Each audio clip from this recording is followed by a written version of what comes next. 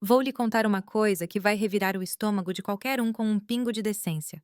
Durante 10 anos da minha vida, o ser humano que mais amei neste mundo, aquele que criei com tanto cuidado, aquele que trouxe a este mundo com dor e alegria, essa mesma pessoa me violou todos os dias enquanto eu estava ali, paralisada, incapaz até mesmo de mover meu braço esquerdo para me defender.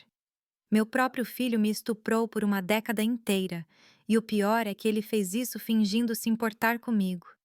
Pode parecer algo saído de um filme de terror, mas aconteceu aqui mesmo em Savannah, Geórgia, dentro da minha casa, sob o mesmo teto onde o criei, pensando que estava criando um bom homem. Meu nome é Eleanor Bennett. Tenho 72 anos e moro aqui em Savannah, Geórgia. Pessoas que me veem hoje vendendo minhas ervas medicinais no mercado de produtores rurais Forsyth, com minha lojinha cheia de plantas medicinais, conversando com as pessoas, dando conselhos sobre chás e remédios. Eles não conseguem nem imaginar o inferno que vivi. As pessoas me conhecem como a senhorita Ellie das ervas. Aquela senhora que sempre tem um sorriso no rosto e uma palavra de conforto para aqueles que sofrem. Mas por trás desse sorriso, há uma história que mantive escondida por muito tempo, até decidir que não podia mais ficar em silêncio. Antes de continuar esta história pesada, diga-me nos comentários qual é o seu nome e de onde você está ouvindo. Quero saber quem são essas pessoas corajosas que têm a coragem de ouvir a verdade nua e crua da vida. Porque essa história que vou contar não é para qualquer um. É uma história que afetará você de maneiras que você nunca imaginou. Mas preciso contar, porque sei que há outras mulheres por aí passando pelo que eu passei. E talvez minha coragem lhes dê coragem também.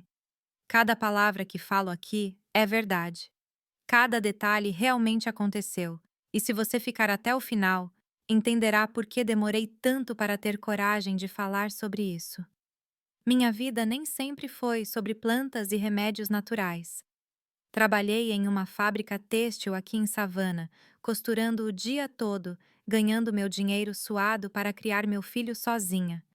A fábrica ficava no Distrito Industrial, um prédio grande e barulhento, onde centenas de mulheres passavam o dia curvadas sobre máquinas de costura, fazendo roupas que nunca poderíamos comprar para nós mesmas. O pai do Júnior me deixou quando descobriu que eu estava grávida. Disse que não queria responsabilidade, que era muito jovem para ser pai. Ele era um rapaz bonito, de boa família, que encheu minha cabeça de promessas e desapareceu quando viu que o jogo tinha ficado sério. Eu tinha apenas 19 anos quando o Júnior nasceu, mas decidi que criaria aquele menino com muito amor e daria a ele tudo o que não tive na minha infância. Minha própria mãe morreu quando eu era pequeno. Meu pai era um homem duro que não sabia demonstrar afeto. Prometi a mim mesma que meu filho seria diferente, que ele cresceria sabendo que era amado, que ele teria todas as oportunidades que eu nunca tive. Olhando para trás, acho que foi justamente esse amor excessivo que acabou estragando-o e o fez pensar que poderia fazer qualquer coisa comigo. Trabalhei como uma condenada por mais de 20 anos naquela fábrica. Acordei às 5 da manhã, preparei o café da manhã, deixei o almoço pronto para o Júnior esquentar quando chegasse da escola, peguei 2 ônibus para chegar ao trabalho antes das 7. A fábrica era um lugar quente e abafado, cheio de tecidos, poeira e produtos químicos. Passei o dia todo curvada sobre a máquina de costura, fazendo a mesma coisa milhares de vezes por dia.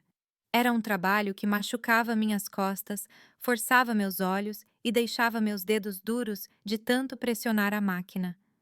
Cheguei em casa às 18 horas, morta de cansaço, mas ainda tinha que fazer o jantar, ajudar o Júnior com a lição de casa, lavar roupa, limpar a casa, preparar tudo para o dia seguinte.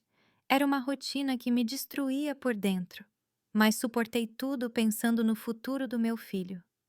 Nos fins de semana, quando eu não estava lavando roupa ou limpando, eu o levava ao parque, comprava sorvete para ele, tentava dar a ele a infância que eu nunca tive. Economizei cada centavo que pude para comprar material escolar, roupas boas e sapatos novos quando seus pés crescessem. Júnior era um menino carinhoso. Pelo menos foi o que pensei na época. Ele me ajudou em casa, varreu o quintal, levou o lixo para fora, disse que me amava, disse que quando crescesse cuidaria de mim. Essas palavras me deram forças para continuar trabalhando duro todos os dias. Sonhei com o dia em que ele se formaria, conseguiria um bom emprego e poderíamos ter uma vida mais tranquila. Nunca me passou pela cabeça que dentro daquele menino que eu estava criando com tanto sacrifício, um monstro estava crescendo. Que todo aquele carinho que eu lhe dava estava sendo interpretado de uma forma doentia. Na escola, Junior sempre foi um aluno mediano. Ele não estava entre os melhores, mas também não causou problemas para os professores. Ele era quieto, obediente, fazia suas tarefas sem reclamar. Eu ia a todas as reuniões de pais e professores, conversava com os professores e sempre ouvia que ele era um menino educado e respeitoso. Ninguém nunca reclamou dele. Ele nunca teve problemas de comportamento. Então, fiquei tranquilo. Pensei que estava criando-o corretamente, que estava no caminho certo. Quando ele fez 18 anos, comecei a notar mudanças estranhas em seu comportamento. Primeiro foi a aparência. Ele me olhava de um jeito diferente, principalmente quando eu estava trocando de roupa ou saindo do chuveiro. Eram olhares persistentes que me deixavam desconfortável, mas eu tentava ignorá-los. Às vezes eu sentia como se alguém estivesse me observando quando eu estava no quarto ou no banheiro, mas quando eu ia verificar, ele estava longe, assistindo TV ou no celular. Eu achava que era tudo coisa da minha cabeça, que eu estava ficando paranoico de tanto trabalhar. Ele também começou a ficar mais grudento comigo, mais carinhoso de uma forma que não era normal entre uma mãe e um filho adulto. Ele queria me abraçar o tempo todo. Deu-me beijos na bochecha que duraram mais que o normal. Estava sempre dando desculpas para se encostar em mim, para me tocar. Quando eu estava na cozinha cozinhando, ele vinha por trás de mim e me abraçava, pressionando seu corpo contra o meu, de um jeito que me fazia sentir estranha. Quando reclamei, ele riu e disse que estava sendo carinhoso, que não conseguia nem abraçar a própria mãe. Uma vez ele disse que queria me fazer uma massagem porque eu estava muito cansado do trabalho. Deixei, pensando que era carinho de filho, mas a massagem dele era estranha. Suas mãos começaram nos meus ombros, como deveriam, mas depois desceram para as minhas costas, para a lateral do meu corpo, chegando perto dos meus seios. Quando eu dizia algo que não estava certo, ele ria e dizia que eu estava exagerando, que ele só estava tentando aliviar minha tensão, que eu estava vendo mal onde não havia. As coisas pioraram gradualmente de uma forma tão sutil que levei um tempo para entender o que estava acontecendo. Ele começou a entrar no meu quarto sem bater, sempre com alguma desculpa. Ele disse que queria me perguntar algo sobre a escola, ou que estava procurando algo que eu tinha pegado emprestado, ou que queria conversar sobre trabalho, mas notei que seus olhos estavam grudados no meu corpo de um jeito que não era normal entre mãe e filho. Quando eu estava de camisola, ele demorava mais para sair, ficava ali falando sobre qualquer coisa só para continuar olhando. Quando eu dizia algo sobre esse comportamento estranho, ele ficava bravo e dizia que eu tinha a mente suja, que ele só queria conversar comigo, que eu estava interpretando as coisas de forma errada. Ele disse que eu estava ficando paranoico, que era efeito do cansaço do trabalho e que eu precisava descansar mais. Ele me fez sentir culpado por desconfiar dele, por ver mal onde ele dizia que não havia. Uma noite, ele chegou em casa um pouco bêbado e tentou dormir na minha cama. Ele disse que estava com medo, que teve um pesadelo horrível e que não conseguia dormir sozinho. Deixei-o deitar, pensando que seria temporário, que no dia seguinte ele voltaria para o quarto. Mas durante a noite, eu o sentia se movendo estranhamente, pressionando seu corpo contra o meu, colocando a mão na minha cintura, na minha perna. Quando acordei assustado e perguntei o que ele estava fazendo, ele fingiu estar em sono profundo. No dia seguinte, quando mencionei isso no café da manhã, ele disse que eu tinha sonhado, que nada daquilo tinha acontecido, que eu estava confundindo sonhos com realidade. Ele disse que era comum que pessoas que trabalham muito tivessem pesadelos realistas e que eu precisava cuidar melhor de mim. Ele me fez duvidar da minha própria memória, da minha própria percepção do que havia acontecido. Comecei a ter medo do meu próprio filho, mas ao mesmo tempo me sentia culpada por pensar essas coisas sobre ele. Afinal, ele era meu filho, o filho que criei com tanto amor, com tanto sacrifício. Como eu poderia suspeitar de algo tão horrível? Como eu poderia imaginar que meu próprio filho estava tendo pensamentos impuros sobre mim? Tentei me convencer de que estava imaginando coisas, que o trabalho pesado estava me deixando louco, que eu precisava parar de ver o mal onde não havia. Comecei a evitar ficar sozinha com ele em casa. Eu sempre encontrava algo para fazer quando ele estava por perto. Comecei a trancar a porta do meu quarto, algo que nunca tinha feito antes. Mudei meus hábitos de banho, passando a me vestir no banheiro em vez de no quarto. Mas tudo isso me deixou ainda mais ansiosa, porque eu não conseguia entender por que estava tomando essas precauções contra meu próprio filho. Mas então chegou aquele dia que mudou minha vida para sempre, que dividiu minha existência em antes e depois. Era uma manhã de segunda-feira, 15 de março de 1998. O dia havia começado normalmente, como qualquer outro. Acordei às 5 horas da manhã, como sempre, preparei o café da manhã, organizei meu almoço e me arrumei para o trabalho. Júnior ainda estava dormindo quando saí de casa. Era um dia quente de verão, mas com uma brisa agradável que tornava a manhã agradável. Cheguei à fábrica no horário habitual, registrei o ponto, sentei-me na minha máquina de costura e comecei a trabalhar. Eu estava terminando um lote de roupas femininas que precisava ser entregue antes do almoço. Lembro-me de que estava concentrado no trabalho, tentando terminar aquele pedido a tempo, quando de repente senti uma dor horrível na cabeça, como se alguém tivesse me batido forte na nuca com um martelo.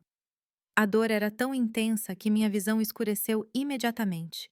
Senti o chão girando sob meus pés, uma sensação horrível de que tudo estava girando ao meu redor. Tentei me segurar na mesa da máquina, mas não consegui. A última coisa que me lembro é de cair da cadeira, ouvir o barulho das outras máquinas parando, as mulheres gritando, correndo em minha direção. Depois disso, apagão total.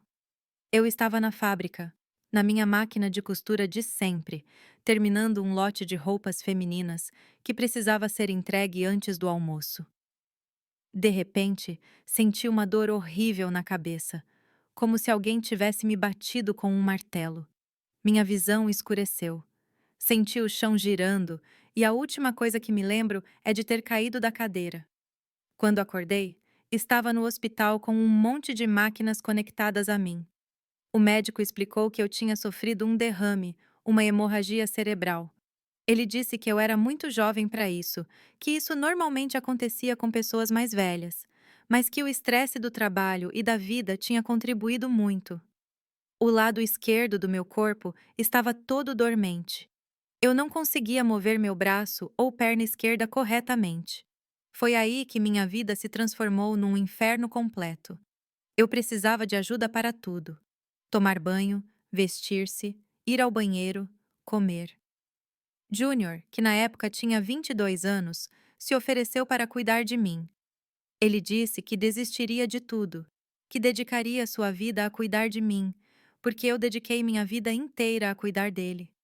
Na época, fiquei comovido com tanta dedicação. Os primeiros dias em casa foram normais. Ele me ajudou com os cuidados, me levou ao banheiro, me alimentou, me ajudou a tomar banho. Fiquei grata por ter um filho tão atencioso. Mas então as mudanças começaram. Primeiro, ele disse que não podia deixar ninguém mais cuidar de mim, porque só ele sabia fazer isso direito. Ele mandou embora a mulher que a assistente social tinha arranjado para me ajudar algumas horas por dia. Marta era uma senhora de 50 anos, muito atenciosa, que vinha 3 vezes por semana para me dar banho e fazer fisioterapia básica. Ela tinha experiência em cuidar de pessoas que sofreram derrame, sabia como lidar com paralisia, era gentil e respeitosa. Mas Júnior começou a encontrar defeitos nela. Ele disse que ela era descuidada, que não fazia as coisas do jeito certo, que estava me machucando durante os exercícios. Ele fez tantas reclamações que a pobre mulher acabou pedindo demissão. Depois disso, ele começou a dizer que eu estava muito suja, que precisava de banhos mais demorados, que ele tinha que me limpar melhor, porque ninguém mais fazia isso com o cuidado necessário. Os banhos que costumavam durar 10 minutos com Marta passaram a durar mais de 1 hora com ele. Ele disse que uma pessoa paralisada acumula sujeira em lugares que pessoas normais nem conseguem imaginar, que se não for limpo corretamente, pode causar uma infecção grave, que eu poderia até morrer se não tivesse uma higiene adequada. Suas mãos começaram a demorar mais em certas partes do meu corpo, principalmente nos meus seios e na minha região íntima, sempre com essas desculpas de limpeza profunda. Quando eu reclamava que não estava certo, que não precisava demorar tanto, ele dizia que era assim, que as pessoas que não conseguiam se movimentar direito precisavam ser limpas com mais cuidado, que eu não entendia nada de assistência médica. Ele disse que pesquisou na internet sobre higiene para pessoas acamadas, que sites especializados recomendam uma limpeza minuciosa e que eu deveria ficar grato por ele ter tido paciência para fazer isso. Tentei argumentar, mas ele sempre tinha uma resposta pronta, sempre uma justificativa médica para cada coisa nojenta que fazia. Comecei a perceber que algo estava muito errado quando ele começou a me tocar de uma forma que não tinha nada a ver com limpeza. Eram toques persistentes, toques que me afetavam de uma forma que me deixavam com nojo e terror ao mesmo tempo. Ele passava a mão nos meus seios, fazendo movimentos circulares, dizendo que estava verificando se não havia nódulos, que mulheres paralisadas têm maior risco de câncer por causa da má circulação. Ele tocava minha região íntima com os dedos, inseria onde não devia, sempre dizendo que estava limpando secreções, que estava verificando se não havia infecção. Mas eu estava lá, dependendo dele para tudo, sem conseguir nem sair da cama sozinha. O que eu poderia fazer? Meu lado esquerdo estava completamente morto. Eu não conseguia nem empurrá-lo com a mão direita porque não tinha força. Era como estar preso dentro do meu próprio corpo, vendo e sentindo tudo o que estava acontecendo comigo, mas incapaz de reagir. O sentimento de impotência era desesperador. Isso me deixou em pânico. Mas não adiantava gritar porque não havia ninguém para ouvir. A situação piorava de forma gradual, o que me fez questionar se eu estava ficando louco ou se aquilo realmente estava acontecendo. Ele começou a controlar tudo na minha vida. As visitas que pude receber, os remédios que tomei, a comida que comi, os programas que assisti na TV. Ele disse que era para o meu próprio bem, que ele sabia melhor do que ninguém o que eu precisava e que, como principal cuidador, ele era responsável por todas as decisões relacionadas à minha saúde e bem-estar. Ele nos isolou completamente do mundo. Ele nem deixou os vizinhos entrarem para me ver.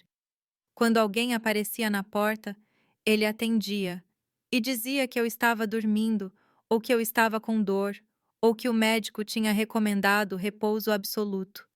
Ele sempre inventava uma desculpa diferente para manter as pessoas afastadas. Com o tempo, todos pararam de vir, acreditando que eu realmente precisava de isolamento para me recuperar.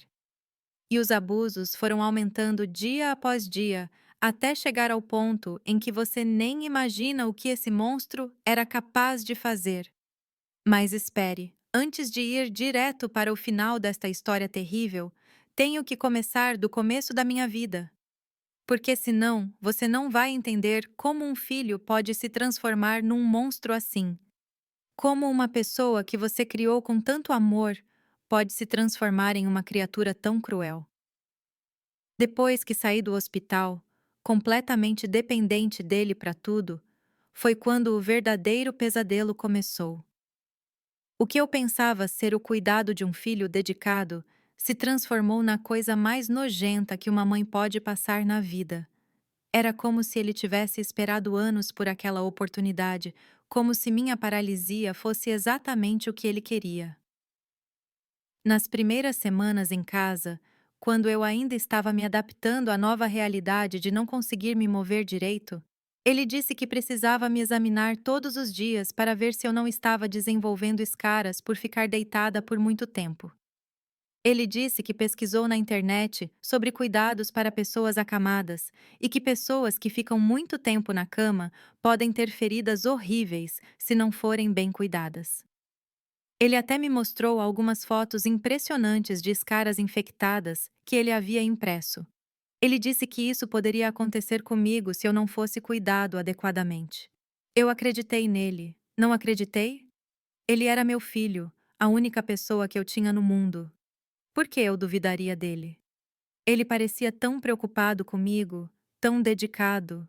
Falou com muita autoridade sobre os riscos médicos que enfrentei. Mas esses exames começaram a durar cada vez mais, e suas mãos começaram a ir para lugares que não tinham nada a ver com o tratamento de escaras. Ele examinou cada centímetro do meu corpo, disse que precisava verificar tudo, que escaras poderiam aparecer em qualquer lugar. Ele começou a dizer que meus seios pareciam diferentes, que pareciam inchados, que ele precisava massageá-los para melhorar a circulação sanguínea. Ele disse ter lido em sites especializados que mulheres que ficam muito tempo de cama podem ter problemas na circulação das mamas e que a massagem é fundamental para evitar complicações graves.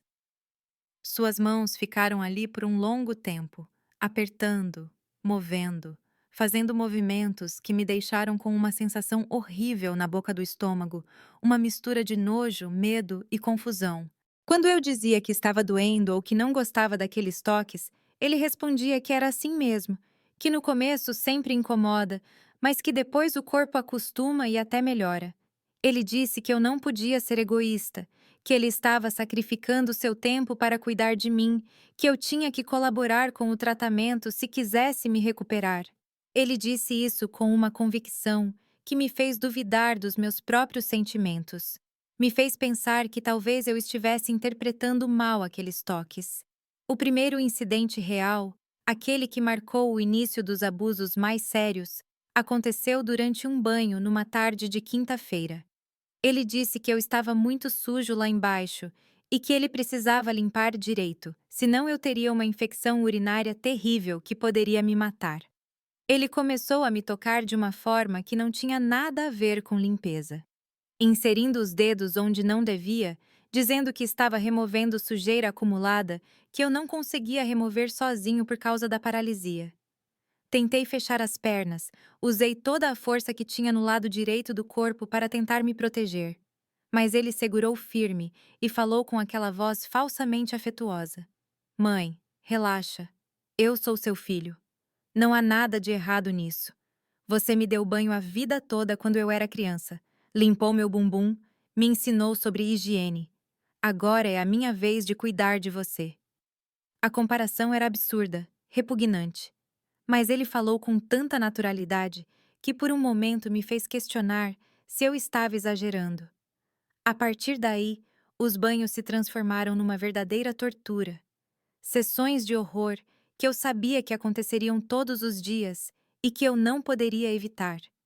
Ele passava mais de uma hora me limpando, sempre com essas desculpas nojentas sobre higiene e saúde. Ele disse que uma mulher paralítica precisa de cuidados especiais, que eu não entendia nada de medicina, que ele tinha pesquisado tudo na internet e sabia exatamente o que estava fazendo. E eu estava lá, incapaz de me mover direito, dependendo dele para tudo, sem nenhuma maneira de resistir ou escapar. Era uma sensação de desespero que não consigo explicar, uma mistura de terror, desgosto e desamparo. Começaram então os toques que ele chamava de medicinais, sempre com a desculpa de que era tratamento médico. Ele disse que tinha que massagear minha barriga todos os dias para que meus intestinos funcionassem direito, que pessoas paralisadas têm problemas de prisão de ventre e que só a massagem abdominal resolve, que se ele não fizesse isso, eu poderia ter obstrução intestinal e morrer. Mas suas massagens eram estranhas.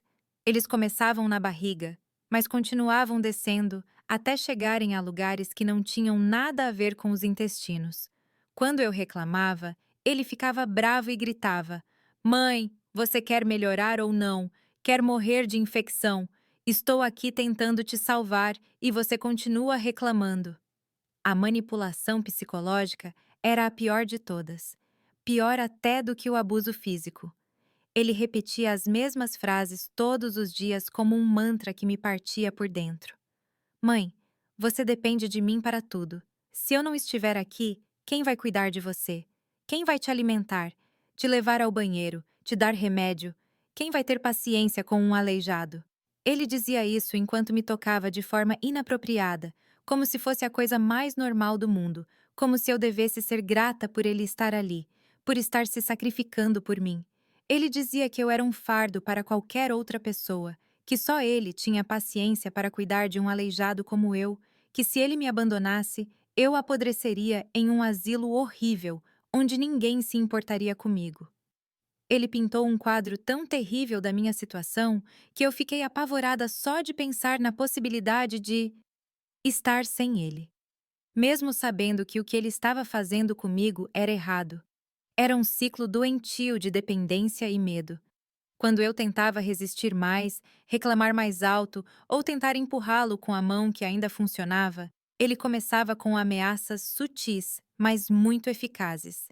Ele falava com aquela voz calma e controlada. Mãe, quem vai acreditar em um paralítico contra mim? Todos aqui no bairro, na cidade inteira, me conhecem como o filho dedicado que largou tudo para cuidar da mãe doente. Se você começar a inventar mentiras sobre mim, vão pensar que você enlouqueceu por causa do derrame, que está tendo delírios. Essas palavras me cortaram como uma faca, porque eu sabia que ele estava certo. Quem acreditaria em mim contra ele? Ele começou a controlar absolutamente tudo na minha vida, cada detalhe da minha rotina. Ele não deixava mais ninguém entrar em casa, nem mesmo os vizinhos que vinham me visitar de vez em quando. Quando a senhora Johnson, da casa ao lado, aparecia na porta perguntando como eu estava, ele respondia e dizia que eu estava dormindo por causa da medicação forte, que o médico havia recomendado repouso absoluto, que as visitas me deixavam agitado e atrapalhavam minha recuperação. A pobre mulher saía preocupada, pensando que estava ajudando por não me incomodar. Ele dizia a todos que eu estava muito debilitado, que o médico havia recomendado repouso absoluto, que as visitas me deixavam agitado e atrapalhavam minha recuperação. Ele nos isolava completamente do mundo. Eu não tinha contato com ninguém além dele. As ameaças se tornaram mais claras.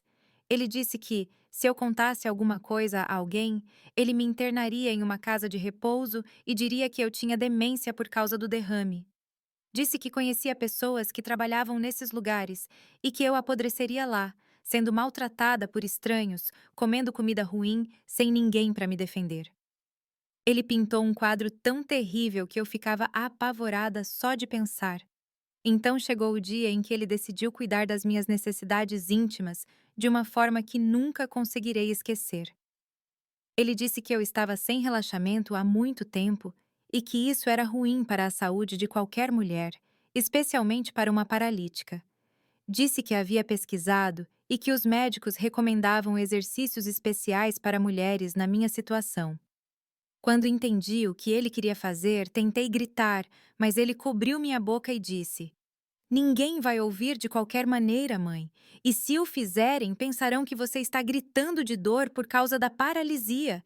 Daquele dia em diante, minha vida se transformou num completo inferno. Ele estabeleceu uma rotina horrível. De manhã, o banho com os toques nojentos. À tarde, a fisioterapia que ele inventou. E isso incluía me tocar por todo o corpo. À noite, o cuidado especial que me deixou em estado de choque. Tudo sempre com essas desculpas sobre saúde e medicina, como se estivesse me fazendo um favor. Durante a troca de fraldas que precisei por causa da paralisia, ele demorava um tempo absurdo para me limpar, sempre mexendo onde não devia, sempre com aquela desculpa de que estava me mantendo limpa e saudável. Ele disse que se eu pegasse uma infecção por causa da sujeira, eu poderia morrer e que ele não deixaria isso acontecer porque ele me amava muito. O pior é que ele fez tudo isso falando sobre amor. Ele dizia: Mãe, eu faço isso porque te amo. Porque você é a mulher mais importante da minha vida. Porque eu não consigo viver sem você. Ele misturava declarações de amor com atos repugnantes como se fosse a coisa mais normal do mundo. Eu não conseguia entender como uma pessoa podia falar de amor enquanto fazia uma coisa dessas. Ele também começou a me dar remédios que não eram aqueles que o médico havia prescrito. Ele disse que tinha comprado vitaminas especiais para me deixar mais forte, mas suspeitei que fossem remédios para me deixar mais sonolento e menos resistente. Depois de tomar essas vitaminas, eu ficava mais mole, mais confusa, sem forças nem para gritar direito quando ele abusava de mim. A primeira violação sexual completa aconteceu em uma noite que nunca esquecerei. Ele chegou no meu quarto depois da meia-noite bêbado, chorando, dizendo que estava sofrendo muito por não ter namorada, que nenhuma mulher queria ficar com ele porque ele dedicava todo o seu tempo a cuidar de mim. Ele disse que eu tinha a obrigação de ajudá-lo porque a culpa era minha se ele não conseguia uma namorada. O que aconteceu depois disso foi tão horrível que até hoje acordo gritando por causa de pesadelos.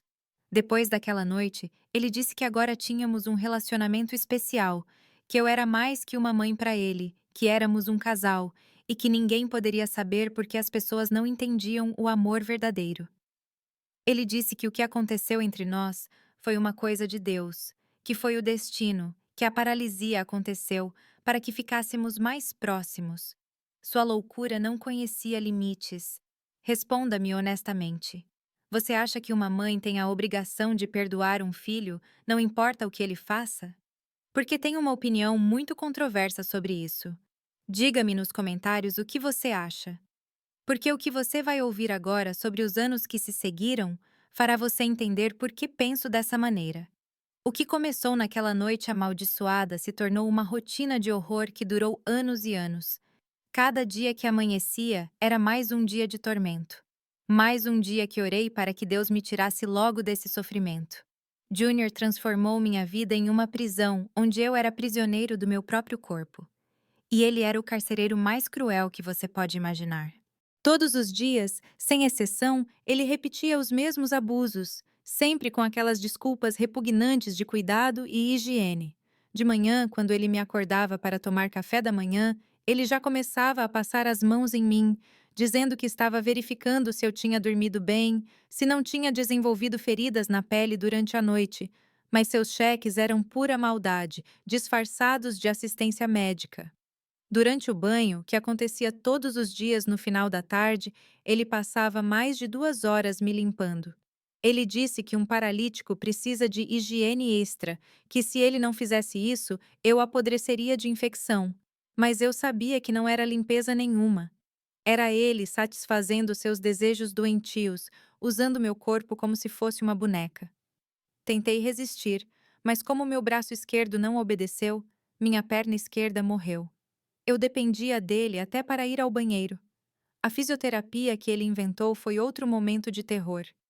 Ele disse que tinha estudado na internet os exercícios que eu precisava fazer para não perder completamente os movimentos. Mas seus exercícios incluíam me tocar por todo o corpo, me forçando a fazer movimentos que não tinham nada a ver com a recuperação do derrame. Ele manipulava meu corpo como queria, sempre dizendo que era para o meu bem, que se eu não fizesse isso, ficaria paralisada pelo resto da vida. A noite foi quando o pior aconteceu. Ele disse que eu precisava de relaxamento especial para dormir bem, que uma mulher com um problema neurológico precisa de alívio da tensão, senão ela pode ter outro derrame. E então ele fazia coisas comigo que até hoje me dão náuseas de lembrar. Eu tentava fingir que estava dormindo, mas ele dizia: Não adianta fingir, mãe. Eu sei quando você está acordada e quando está dormindo. Tentei pedir ajuda de todas as maneiras possíveis.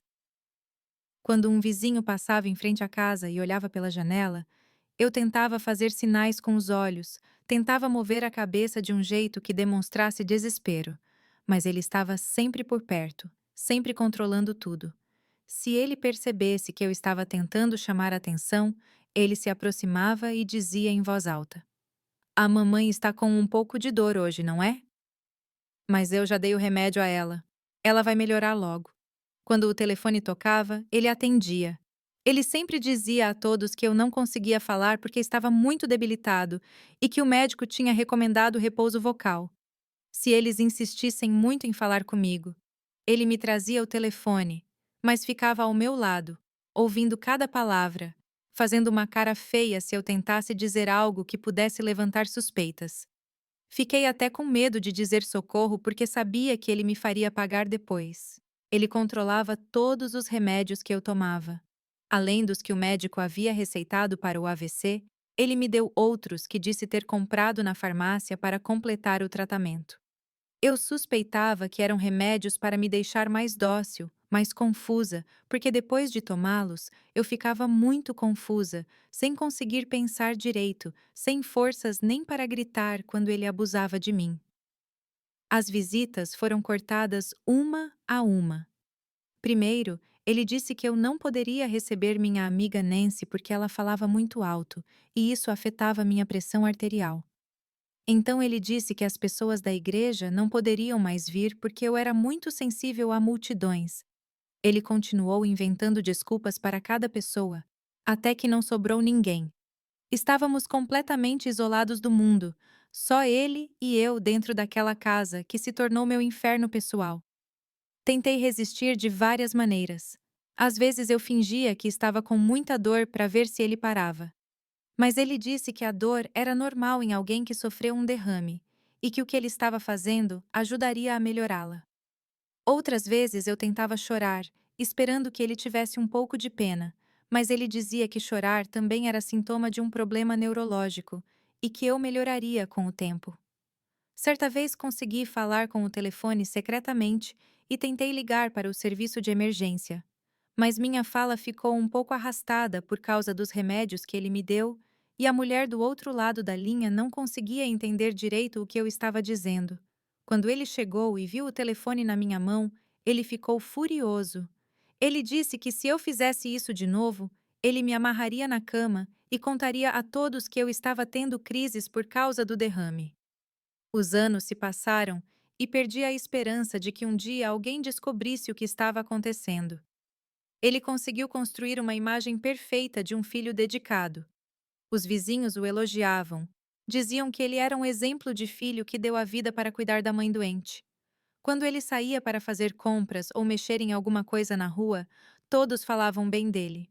Como alguém poderia suspeitar de uma pessoa com tal reputação? Ele também se tornou cada vez mais ousado. Ele começou a me levar às consultas médicas e estava presente em todos os exames. Ele não deixou o médico me examinar sozinha.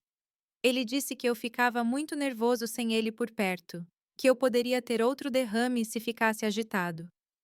Os médicos acharam isso normal. Eles elogiaram sua dedicação. Ninguém imaginava que ele estava ali para controlar o que eu dizia durante as consultas. Quando o médico perguntava como eu estava, ele respondia por mim antes mesmo de eu abrir a boca. Ele disse que eu estava evoluindo bem, que estava comendo direito, dormindo bem, fazendo fisioterapia. Se o médico insistisse em falar comigo diretamente, ele dizia: Doutor, às vezes ela fica um pouco confusa por causa do AVC, mas eu anoto tudo o que acontece em casa e posso te informar melhor.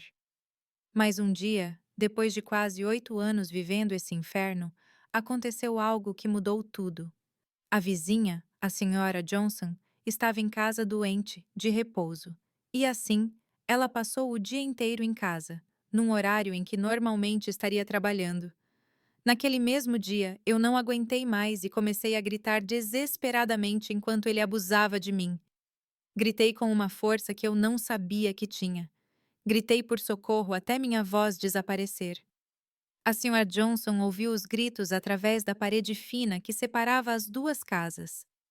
Ela disse depois que nunca tinha ouvido um grito de desespero como aquele, que parecia alguém sendo torturado. Ela ficou preocupada e veio bater na porta para ver se estava tudo bem. O Júnior atendeu a porta todo calmo. Ele disse que eu tinha tido uma crise de dor por causa da paralisia, que ele já tinha me deram remédios e que eu já estava melhor. Mas a senhora Johnson não se convenceu. Ela insistiu em me ver. Disse que queria ter certeza de que eu estava bem. Ele tentou impedi-la, mas ela empurrou a porta e entrou. Ela me encontrou na cama, todo suado, com marcas de mãos no pescoço, meus olhos vermelhos de tanto chorar. Ela imediatamente percebeu que algo estava muito errado, especialmente porque eu estava com uma expressão desesperada, tentando dizer algo que ela não conseguia entender. A senhora Johnson disse que ia ligar para o serviço de emergência, que eu precisava ir para o hospital.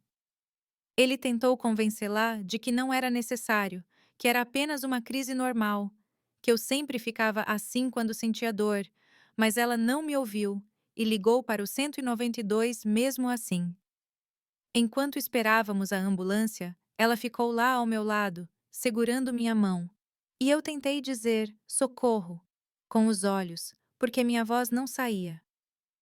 No hospital, o médico que me atendeu encontrou algo estranho. Ele disse que eu tinha sinais de estresse muito alto para uma pessoa que supostamente estava bem. Cuidada em casa. Ele perguntou se eu estava sentindo alguma dor diferente, se havia algo acontecendo em casa que pudesse estar me deixando agitada. O Júnior, como sempre, respondeu por mim. Ele disse que era normal para alguém com um problema neurológico, mas o médico insistiu em me examinar sozinha. Disse ao Júnior que precisava fazer alguns procedimentos, que era melhor ele sair do quarto. Ele tentou resistir, mas o médico foi firme. Foi a primeira vez em 8 anos que eu estava sozinha com uma pessoa que pudesse me ajudar. Quando o médico começou o exame, notou sinais no meu corpo que não condiziam com o cuidado que eu supostamente recebia em casa. O médico perguntou se alguém estava me machucando, se eu estava sendo maltratada. Tentei falar, mas estava tão nervosa que as palavras não saíam direito. Então, ele perguntou se eu podia balançar a cabeça para responder sim ou não. Quando ele perguntou se alguém da minha família estava me machucando, consegui balançar a cabeça afirmativamente. Quando ele perguntou se era meu filho, confirmei novamente. O médico chamou a assistente social do hospital e uma psicóloga. Elas vieram conversar comigo. E aos poucos fui entendendo o que estava acontecendo. Contei tudo o que pude, mesmo com a fala um pouco arrastada, até tremendo de medo. Contei a eles sobre os abusos, os toques, as ameaças. Eles ficaram horrorizados, mas acreditaram em mim. Quando foram confrontar o Júnior, ele negou tudo com a maior frieza do mundo. Disse que eu estava tendo delírios por causa do AVC, que era comum pessoas com problemas neurológicos inventarem coisas, que ele era um filho dedicado e que aquelas acusações eram absurdas. Disse que eu estava sendo ingrata depois de tudo o que ele tinha feito por mim, que ele tinha sacrificado a vida para cuidar de mim. Ele foi tão convincente que por um momento pensei que as pessoas acreditariam nele. Ele falou com tanta segurança, tanta tranquilidade, que quase me fez duvidar da minha própria versão. Mas a assistente social disse que fariam outros exames em mim, exames mais detalhados, e que se descobrissem qualquer sinal de abuso, chamariam a polícia imediatamente. Sei que essa história é pesada, mas aposto que muitos de vocês não terão coragem de clicar em curtir neste vídeo. À frente, prove que estou errado. Curta isso. Vamos ver se você realmente tem coragem. Porque o que você vai descobrir agora sobre o que aconteceu depois desses exames vai te chocar ainda mais do que tudo o que eu te contei até agora. Os exames que fizeram em mim no hospital confirmaram tudo o que eu tinha dito. O legista encontrou sinais claros de marcas de abuso sexual recentes e antigas no meu corpo que provavam que eu estava falando a verdade. Quando mostraram os resultados para o Júnior, ele continuou negando, mas agora não conseguia mais manter aquela pose de filho dedicado. A máscara havia caído e todos podiam ver o monstro que ele realmente era. A polícia foi chamada e ele foi preso na hora. Levaram-no algemado do hospital enquanto ele gritava que eu era louco, que eu estava inventando tudo por causa do derrame, que ele ia processar todo mundo por difamação. Mas não adiantava mais gritar. As evidências estavam lá no meu corpo, marcadas por anos de abuso, e ninguém podia negar a realidade. Fiquei no hospital por quase 2 semanas enquanto decidiam o que fazer comigo. Não havia alguém da família próxima para cuidar de mim, e eu estava apavorada com a possibilidade de ter que ir para um asilo ou algum lugar onde eu não conhecesse ninguém. Mas então aconteceu um milagre que nunca esquecerei. Minha prima Sara apareceu, uma prima distante do meu pai que eu nem lembrava mais que existia. Sara soube do caso por meio de uma amiga que trabalhava no hospital. Ela veio me ver e disse que, embora não nos falássemos há mais de 20 anos, não podia deixar um parente passar por uma situação como aquela sozinha. Disse que tinha uma casa com um quarto no térreo, que poderia cuidar de mim, que não me deixaria desamparada. Quando ouvi essas palavras, chorei pela primeira vez de alívio depois de anos chorando, só que de desespero.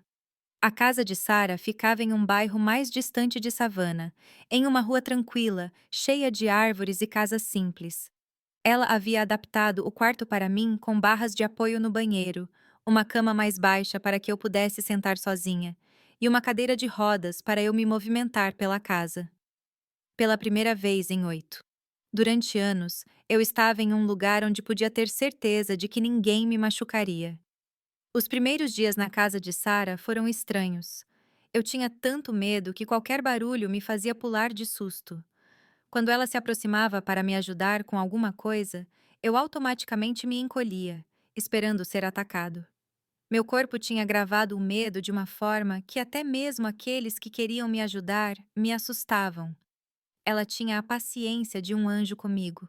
Falava suavemente, movia-se lentamente, sempre avisando antes de me tocar. A primeira coisa que Sara fez foi me levar a uma fisioterapeuta chamada Melissa, que tinha um consultório próximo. Melissa era uma mulher na casa dos 40 anos, cabelo curto, jeito firme, mas atencioso. Quando Sara lhe explicou o que havia acontecido comigo, vi que ela ficou indignada. Ela disse que faria de tudo para me ajudar a recuperar meus movimentos, que eu merecia ter minha independência de volta. As primeiras sessões de fisioterapia foram difíceis. Meu corpo estava muito tenso, bloqueado pelo medo e pelo trauma. Melissa explicou que isso era normal, que pessoas que sofreram abuso físico geralmente têm o corpo muito contraído, como se estivesse sempre se defendendo de um ataque. Ela começou lentamente, apenas com exercícios de respiração e relaxamento, me ensinando a confiar no meu próprio corpo novamente. Mas Melissa não era apenas uma fisioterapeuta. Ela se tornou minha confidente, minha amiga, minha terapeuta improvisada. Durante as sessões, ela me deixava falar sobre tudo o que tinha acontecido. Me ouvia sem julgar, me ajudava a entender que nada daquilo tinha sido culpa minha. Ela dizia que o derrame não era um castigo de Deus, que eu não merecia ter passado por aquele sofrimento, que eu era uma sobrevivente, não uma vítima. Após cerca de 3 meses de fisioterapia, algo aconteceu que me chocou. Durante um exercício, tentando alcançar um objeto que Melissa havia colocado sobre a mesa, minha mão esquerda se moveu sozinha pela primeira vez desde o derrame. Foi apenas um pequeno movimento, os dedos se fechando um pouco, mas comecei a chorar de emoção. Melissa também chorou comigo e disse: "Veja, Elelanar, seu corpo está voltando à vida." Daquele dia em diante, os exercícios se tornaram mais intensos. Melissa explicou que meu cérebro estava criando novas conexões, que os movimentos retornariam gradualmente se eu não desistisse. Foi um trabalho árduo e doloroso às vezes, mas cada pequeno progresso me deu mais esperança. Primeiro, alguns movimentos retornaram aos meus dedos, depois ao meu pulso e, por fim, ao meu cotovelo. Minha perna também começou a responder melhor. Sara também me levou a uma psicóloga, Doutora Harrison, que trabalhava com pessoas que sofreram traumas graves. Ela explicou que eu tinha dois traumas para processar: o derrame que mudou minha vida de uma hora para outra e os anos de abuso que se seguiram. Ela disse que seria um trabalho longo, que eu tinha que ser paciente comigo mesma, que a cura do trauma não acontece da noite para o dia. As sessões com a doutora Harrison foram fundamentais para que eu entendesse muitas coisas. Ela explicou que o que Junior fez comigo tinha um nome: violência sexual, abuso de uma pessoa vulnerável, cárcere privado, que não era cuidado, nem amor, nem nada parecido. Que ele havia usado minha dependência física para satisfazer seus desejos doentios e que isso era um crime grave, independentemente de ele ser meu filho ou não. Com o tempo, passei a entender que não tinha culpa de nada do que aconteceu. Não tinha culpa de ter sofrido um derrame. Eu não tinha culpa de ter me tornado dependente. Eu não tinha culpa de ter criado um filho que se transformou em um monstro. O Dr. Harrison me ensinou que vítimas de abuso sempre se sentem culpadas, mas que essa culpa não é real. É apenas uma maneira que a mente encontra de tentar entender uma situação que não faz sentido. Alguns meses depois de começar o tratamento, aconteceu o dia mais emocionante da minha recuperação. Melissa disse que tentaria me fazer andar sozinha, apenas com o apoio de uma bengala. Eu estava com medo de cair, mas ela disse: "Confie em mim, Elelanar. Você está pronta." E de fato, eu estava. Consegui dar uns 3 passos sozinha, tremendo, mas firme. Sarah estava lá assistindo e chorou tanto que pensei que ela fosse ter um ataque. Andar sozinha mudou tudo na minha vida. Eu não dependia mais de ninguém para ir ao banheiro, pegar um copo d'água, alcançar a janela e olhar a rua. Pode parecer bobagem, mas para alguém que não conseguia se mover há anos, cada movimento era uma grande conquista. Passei horas praticando a caminhada pela casa, fortalecendo as pernas, recuperando o equilíbrio que o derrame havia tirado. Com a independência física retornando, comecei a pensar no que fazer da minha vida. Eu não podia mais trabalhar na fábrica têxtil. Meu corpo não suportava ficar curvado sobre a máquina por horas. O Dr. Harrison sugeriu que eu procurasse alguma atividade que me desse prazer.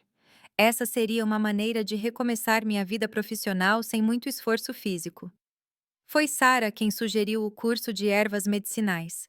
Ela disse: "Eu sempre tive um jeito para cuidar de plantas, que quando eu era jovem, sabia fazer chás para tudo, que minha mãe me ensinou muito sobre remédios caseiros." Ela disse que havia uma senhora na vizinhança que dava um curso básico sobre plantas medicinais, que eu poderia aprender mais sobre o assunto e, quem sabe, até trabalhar com elas no futuro. O curso foi uma descoberta maravilhosa. Aprendi sobre dezenas de plantas, seus efeitos, como preparar chás, pomadas caseiras, xaropes. A professora, senhorita Carmen, disse que eu tinha um dom para lidar com plantas, que minha mão era boa para fazer remédios. Foi a primeira vez em muito tempo que alguém elogiou uma habilidade minha que me fez sentir útil novamente. Enquanto eu me recuperava e reconstruía minha vida, o caso contra Junior prosseguia no tribunal. Ele foi condenado a 12 anos de prisão por estupro de vulnerável, cárcere privado e maus-tratos. Pensei que finalmente a justiça havia sido feita, que ele pagaria por tudo o que me fez durante tantos anos. Mas o que eu não imaginava é que o sistema prisional americano é uma piada. Agora vem a parte em que muitas pessoas vão me julgar. Quando descobri que ele havia sido libertado da prisão por bom comportamento após apenas 3 anos, fiz uma escolha. Você acha que eu estava errada em não tê-lo denunciado novamente quando ele tentou entrar em contato comigo? O que você teria feito no meu lugar? Porque o que aconteceu depois disso mostrará que às vezes a vida faz justiça de uma forma que nem esperamos. 3 anos depois de sua libertação, eu estava completamente recuperada e seguindo com a minha vida. Eu havia montado uma pequena loja de produtos naturais em um espaço comercial perto do Forsyth Park, bem no centro de Savannah. Eu vendia ervas medicinais, chás, pomadas caseiras, xaropes que eu mesma preparava. O negócio cresceu tanto que eu não conseguia lidar com tudo sozinha. Tive que contratar a Silvia, uma jovem que me ajudava nas vendas e adorava aprender sobre plantas medicinais. Minha loja ficou conhecida em toda a cidade. As pessoas vinham em busca de remédios para tudo: dores de cabeça, insônia, problemas estomacais, depressão, ansiedade. Eu orientava a todos sobre como usar as plantas certas, ensinava a fazer chás em casa, dava conselhos sobre saúde natural com base em décadas de experiência e estudo. Eu havia me tornado uma referência no assunto. Ganhei meu dinheiro honestamente. Era independente novamente depois de tanto sofrimento.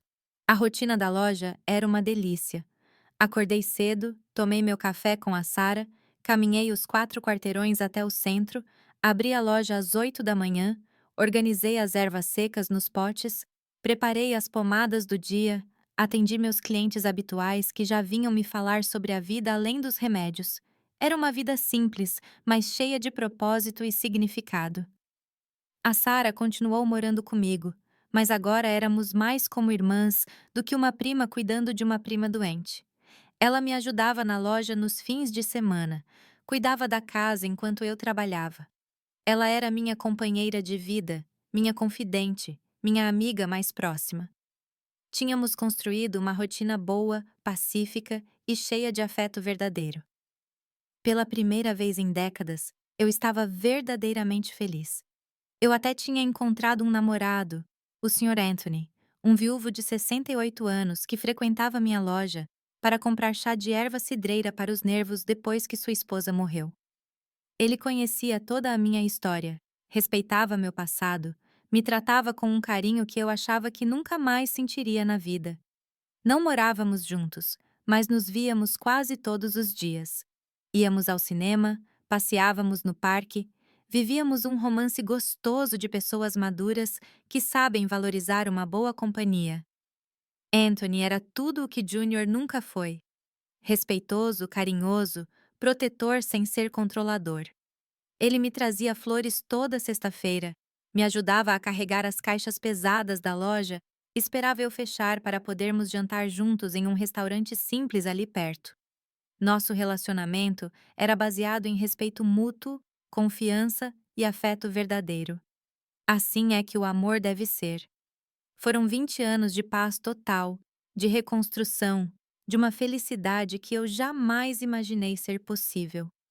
Consegui transformar a dor em propósito, ajudando outras pessoas por meio de plantas medicinais. Recebi vários convites para dar palestras sobre superação, sobre empreendedorismo na terceira idade, sobre como recomeçar depois dos 50. Me tornei um exemplo na cidade, a mulher que soube dar a volta por cima depois de passar pelo inferno. Minha loja prosperou de uma forma que eu não conseguia acreditar. Comecei vendendo em um pequeno balcão de 1,5 metros e acabei ocupando o salão inteiro com prateleiras do chão ao teto, cheias de potes com ervas, uma geladeira com pomadas caseiras, uma mesa grande onde atendia pessoas que vinham em busca de orientações mais detalhadas. Tive clientes que vinham de outras cidades só para comprar meus produtos. Durante esses 20 anos, também criei um grupo informal de apoio para mulheres que sofreram violência doméstica. Todas as terças-feiras, depois que fechei a loja, nos reuníamos na sala dos fundos para conversar, compartilhar experiências, dar força umas às outras. Muitas mulheres conseguiram sair de relacionamentos abusivos depois de participar desses grupos. Reuniões. Era a minha maneira de retribuir toda a ajuda que recebi quando mais precisei. A fama da minha loja se espalhou tanto que até uma repórter de jornal veio me entrevistar. Saiu uma grande matéria sobre empreendedorismo feminino na terceira idade, com a minha foto no meio das ervas, contando como transformei uma tragédia pessoal em uma oportunidade para um novo começo. Guardei o recorte da matéria emoldurado atrás do balcão, como um lembrete de que era possível ter sucesso na vida, mesmo depois de passar pelo pior. Mas então, numa manhã de quinta-feira do ano passado, Eu estava na loja organizando alguns potes de pomada de arnica que tinha acabado de fazer quando ouvi uma voz familiar pedindo ajuda. Era uma voz trêmula e fraca, muito diferente da voz autoritária que me aterrorizou por tantos anos. Quando me virei para ver quem era, quase caí para trás de susto. Era Júnior, mas não o homem forte e dominador que me violou por uma década. Lá na porta da minha loja estava um homem quebrado, magro, com pele amarelada, caminhando com grande dificuldade, apoiado em uma bengala. Seu cabelo estava grisalho e magro, os olhos fundos, as roupas largas demais no corpo que havia derretido. Ele parecia ter envelhecido 20 anos nos últimos 10. Estaria quase irreconhecível se não fosse por aquela voz que ainda me dava arrepios. Ele me viu e começou a chorar daquele jeito patético que homens covardes choram quando precisam de alguma coisa. Ele falou com a voz embargada: Mãe, estou muito doente. Preciso da sua ajuda. O médico disse que tenho esclerose múltipla, que ficarei paralisado se não tiver cuidados especiais. Por favor, não me abandone. Ele ficou parado na porta da minha loja, tremendo, esperando que eu sentisse pena dele como uma mãe tola que perdoa tudo. Olhei para aquele homem que havia destruído tantos anos da minha vida e senti uma calma estranha. Não senti raiva. Não senti medo. Não senti pena. Senti uma tranquilidade gélida que nunca havia sentido antes. Lá estava ele, meu algoz, na mesma situação que eu. Estive lá um dia, dependente, vulnerável, precisando de cuidados, implorando por ajuda de alguém que ele havia machucado sem piedade ou piedade. Ele continuou falando, tentando me comover. Mãe, eu sei que fiz coisas erradas no passado. Eu sei que te machuquei, mas agora eu preciso de você. Não tenho mais ninguém no mundo. Você é minha única família. Estou morando em um pequeno quarto de pensão. Não posso mais trabalhar. Mal consigo cuidar de mim mesmo. Por favor, me perdoe e me ajude. Ele estava usando a mesma manipulação emocional de sempre, mas agora ele não tinha nenhum poder sobre mim. Silvia, que estava organizando algumas ervas em uma prateleira, percebeu que algo estava acontecendo e se aproximou. Eu sussurrei para ela: Você pode ir almoçar. Eu resolvo isso aqui. Ela saiu discretamente, nos deixando sozinhos. Eu não queria testemunhas para a conversa que eu teria com aquele homem que um dia foi meu filho. Eu ouvi tudo o que ele tinha a dizer sem interromper, observando cada detalhe daquele corpo que antes era forte e agora estava debilitado. Ele me disse que a esclerose múltipla tinha começado há cerca de 5 anos atrás, que no começo era só uma dormência nas pernas, mas que foi piorando até perder parte dos movimentos, que suas mãos também estavam comprometidas, que ele tinha dificuldade para segurar objetos, se equilibrar e caminhar longas distâncias. Ele me disse que havia sido demitido de seu emprego na construção civil porque não conseguia mais carregar peso, que o dinheiro da pensão por invalidez mal dava para pagar o quarto onde ele morava e a comida, que ele não conseguia mais tomar banho direito sozinho, que às vezes ele passava dias sem conseguir fazer uma refeição decente, que ele tinha medo de cair e não ter ninguém para ajudar. Quando ele terminou de falar, respirei fundo e disse com a voz mais firme que consegui: Agora você sabe como é depender de alguém, não é? Você sabe como é não conseguir se defender. Ter que confiar que a pessoa que cuida de você não vai te machucar, não vai tirar vantagem da sua fraqueza.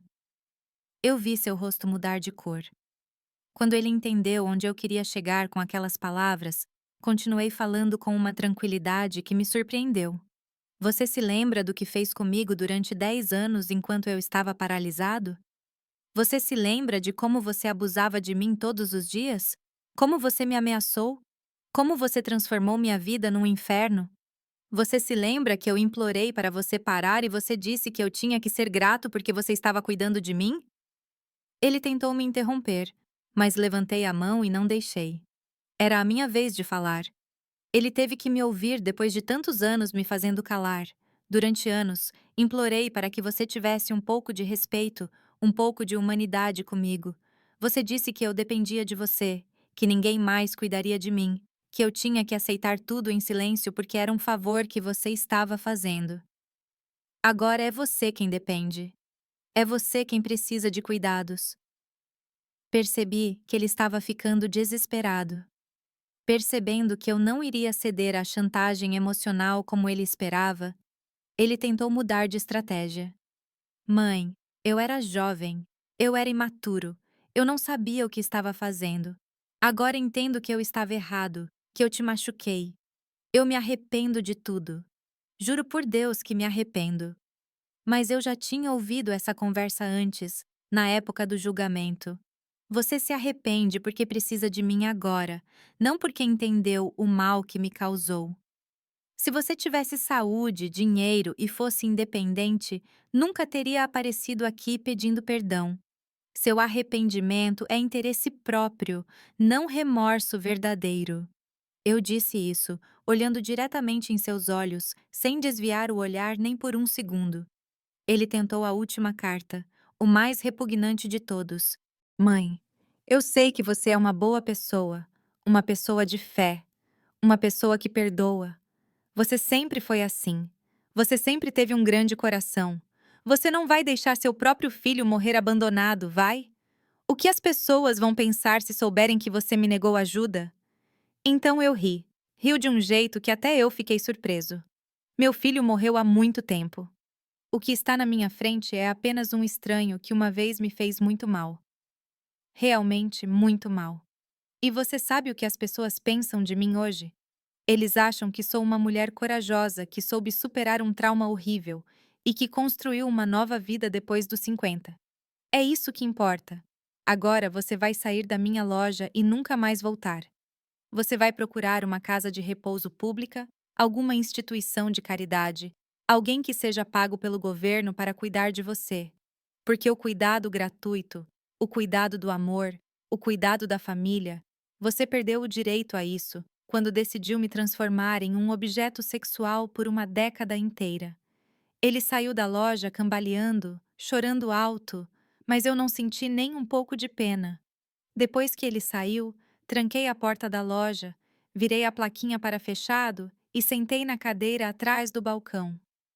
Chorei muito, mas não foi um choro de tristeza. Foi um grito de libertação total. Foi como se um peso enorme tivesse sido tirado dos meus ombros de uma só vez. Finalmente, consegui olhar meu agressor nos olhos e dizer: não. Eu consegui ter o poder que ele me tirou durante tantos anos de terror.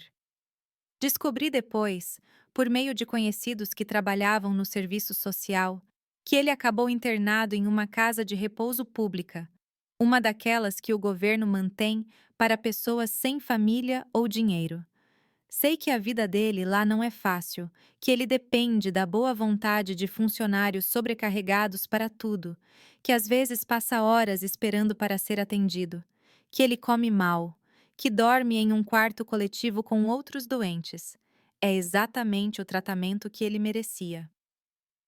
Hoje, aos 72 anos, posso dizer com toda a certeza que sou uma mulher completa e realizada. Tenho minha loja que funciona muito bem e me dá independência financeira. Tenho Sarah, que é a família do meu coração. Tenho Anthony, que me ama e me respeita como toda mulher merece ser amada. Tenho disposição para a saúde e muitos planos ainda a realizar. Criei um grupo informal de apoio para mulheres com deficiência que já ajudou dezenas de pessoas a denunciar abusos, sair de relacionamentos tóxicos e reconstruir suas vidas com dignidade. Toda semana recebo mensagens de mulheres que conseguem se libertar de situações horríveis após participar de nossos encontros. É a minha maneira de transformar dor em propósito, trauma em missão de vida. Minha história prova que não importa a idade que você tenha, não importa quantos traumas você tenha sofrido, não importa quantas vezes você tenha caído, sempre é possível recomeçar. O importante é nunca desistir, buscar ajuda quando precisar, acreditar que você merece coisas boas na vida, que você merece respeito, carinho, dignidade e, o mais importante, Nunca deixar que aqueles que te machucaram continuem tendo poder sobre você. Eu sou Elelanar Bennett. Tenho 72 anos. Moro aqui em Savannah. E esta é a história da minha vida, de como o pior trauma me transformou na mulher mais forte que conheço. Se você quer mais histórias de superação como a minha, inscreva-se no canal Grandparents Tales.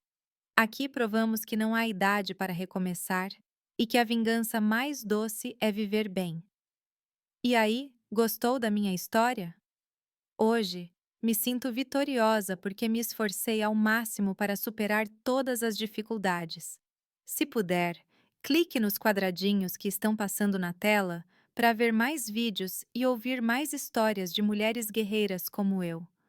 Você vai se surpreender com a força que nós, mulheres americanas, temos para superar qualquer coisa que a vida coloque em nosso caminho. A vida ensina que quem semeia vento colhe tempestade e quem semeia maldade um dia paga a conta.